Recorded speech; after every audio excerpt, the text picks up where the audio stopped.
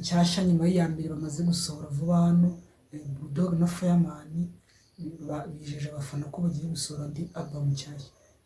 Ubwo bari mu kwitegura igitaramo cyabo icyumba cya rap ku mugoroba ushize, nibwo Bulldog umunyamakuru umwe yamubajije ati se Bulldog ni iki muteganyiriza abafana, twitega iki muri make nyine mwadutangariza iki?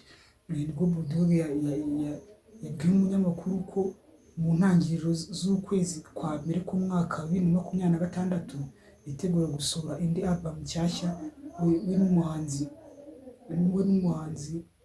Riderman. Baritegura nyine gusohora indirimbo mu kwa mbere, nicyo bijeje abafana. Gusa nyine ngo ikintu cya mbere ni ukubanza kurangiza ibi bari gutegura iki gitaramo cyava mu nzira nyine. Gusa niyo album nayo irahari hafi cyane, mu kwa mbere batwejeje ko bazayiduha.